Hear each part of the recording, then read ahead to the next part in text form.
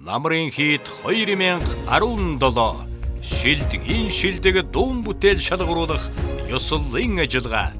Нийтийн дууны шилдэгүүдийн намрын хийд 2017 тоглолтод Монгол түмнээ өрж байна. Дуу хооронд уярч дүүлэм хорвоог сэргээтэл дуулах намрын хийд 2017 нийтийн дуучлалын нэгдсэн тоглолт 10 дугаар сарын 20-ны 19 цагт Монгол бүхийн өргөнөө болно.